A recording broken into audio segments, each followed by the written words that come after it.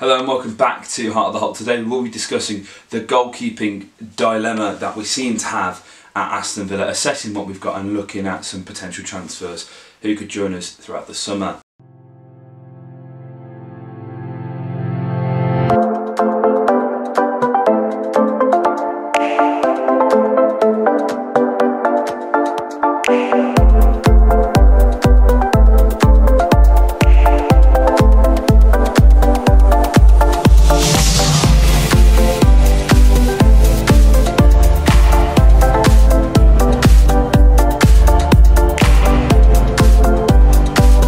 So we'll start with where it all began at the beginning of the season. Steer played Hull away.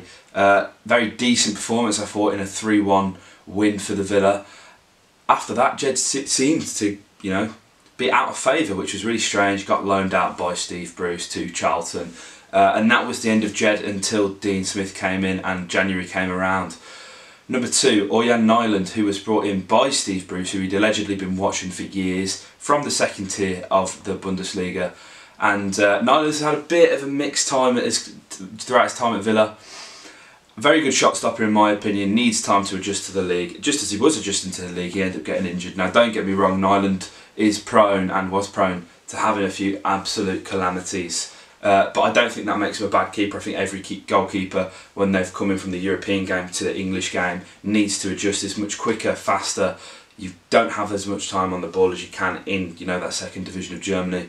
That's just not the case. And, just as Nyland was coming good, it's a shame he had a very serious injury which ruled him out for the rest of the season. But, Nyland will be in contention for starting. I think Smith will look at everyone. Nyland did start under Smith for a fair bit, so he's a name that will definitely be considered in the hat. Kalinic as well, brought in by Dean Smith, Croatia's number 1 by default, as people seem to forget, as Subasic has indeed retired. But Kalinic again looks like a very good goalkeeper, brought in from Belgium goalkeeper of the year in their league, and looks like a good shot stopper. Not so great with his feet, which is something that obviously Smith wants to do.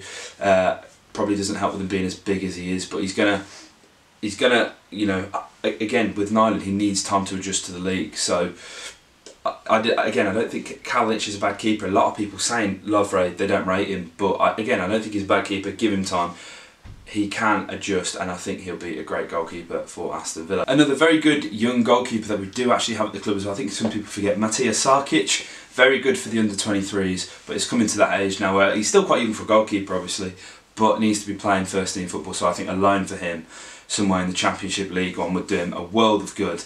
As he seems like a very good prospect, and it's always nice having an academy graduate in the team, so hopefully Matija Sarkic can get some first team football somewhere else. Despite having a wealth of options in the goalkeeping position, and a position that we've, as I've touched on, we've invested in heavily recently, we've been linked with Neil Etheridge and Jack Butland, two decent goalkeepers.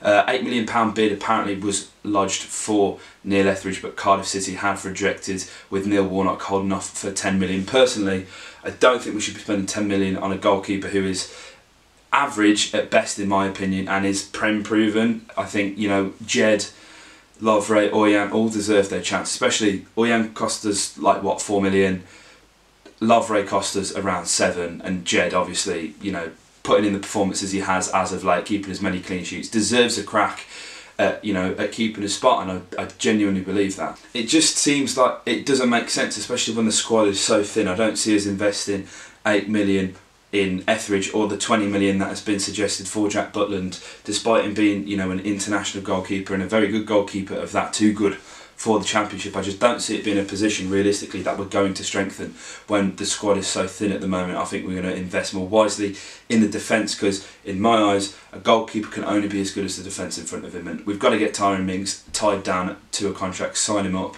if Bournemouth obviously permit us, get a couple more centre halves, and obviously feel the presence of Axel. Courtney Hauser needs to be signed up as well, and I think we'll be perfectly fine with the goalkeepers we've got. I'm not too worried. I'd like Jed Steer to start come August time, but Nyland and Lovre could have a fantastic pre-season, and again Matija Sarkic could impress as well, so you never know who could start in goal. So I did a poll on Twitter with 26,000 of you actually responded, which overwhelming response of who out of the 3 goalkeepers we currently have at the club would you start come August time. And overwhelmingly, Jed Steer won with 80% of that vote, an absolute landslide, with Lovre Kalinic getting 16% of the vote and Oya Nyland getting a very small 4%. So that's what you guys think on that situation. So as I said, let me know in the comments below what you guys thought. Who will start in goal for Aston Villa come August time? Do you think it'll be any of our current goalkeepers? Do you think we're going to sign another goalkeeper?